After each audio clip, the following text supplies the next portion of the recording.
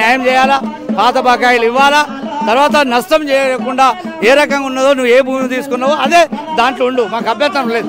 కానీ నువ్వు ఇల్లీగల్గా మరి ఎంకరేజ్మెంట్ అయితే మాత్రం ఊరుకోం. నువ్వు పెద్దవాడివి, అనేక సందర్భాల్లో చెప్పినాం, చర్చలకు వస్తున్నావు అంటాడు, రాడు. మాట్లాడదా మాకు ఏమవుతుంది వాళ్ళది అంటాడు, రాడు. అదేవిధంగా భూమి మీ బకాయి ఇప్పుడే ఇస్తామంటాడు, ఇవ్వడు.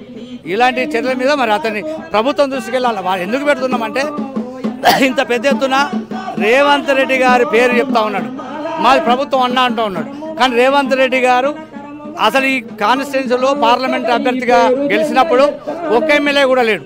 కానీ ఇక్కడ ఉన్నటువంటి ప్రాంత ప్రజలందరూ రేవంత్ రెడ్డి గారు కావాలని కోరుకున్న వాళ్ళంతా బాధితులైన. కాబట్టి ఆయన దృష్టికి వెళ్ళాలా, ఈ భూ బకాసురుని భూ ఆక్రమణ చేసే దందా చేసేవాడిని పార్టీ నుంచి తక్షణమే పక్కకు నెట్టించి పేదలకు న్యాయం, రైతాంగానికి న్యాయం చేయాలని వారి దృష్టికి వెళ్ళాలని ఈ కార్యక్రమం చేస్తాం. అంటే ఇప్పటికి చాలా సార్లు చెప్పిండు కదా రంజిత్ రెడ్డికి, ఏమన్నా మీకు హామీ ఇచ్చిండు? అసలు లేదు, చేస్తాం, ఇప్పుడే ఫైనల్ చేస్తామంటాడు. వారికి సంబంధించిన కాంగ్రెస్ అగ్రనేతలు కూడా కూర్చున్నారు, ఆయన ఏమాత్రం కూడా చేస్తాం ఇప్పుడే అంటాడు. అలాంటిది ఏం లేదు. ఏం చేస్తారు వీళ్ళు అంటే మొత్తమైన ఆయన తత్వము, ఆయన గుణమే భూములను ఆక్రమించుకోవడం, అక్రమంగా సంపాదించుకోవడం ఈ రకంగా ఉన్నది. కాబట్టి ఆయన తక్షణమే ఏ రోజైనా దిగి రావాల్సిందే. ఒకసారి 2 సార్లు ఈ ధర్నాతో ఆగదు.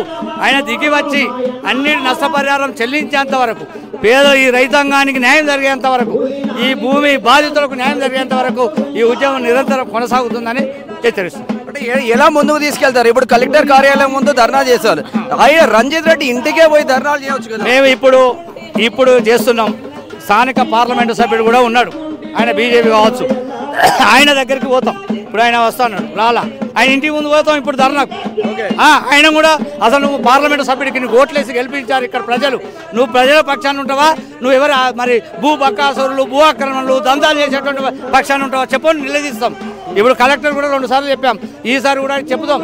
ఆయన ఒకసారి గేట్లు పెడితే తీసేసింది, మళ్ళీ గేట్లు పెట్టాడు. కాబట్టి వాళ్ళకు ఆ వివిధ పార్టీల నాయకుల దగ్గర పోతాం. రంజిత్ రెడ్డి ఇల్లు కూడా ముట్టడి చేస్తాం అవసరం అనుకుంటే. ఆ రకంగా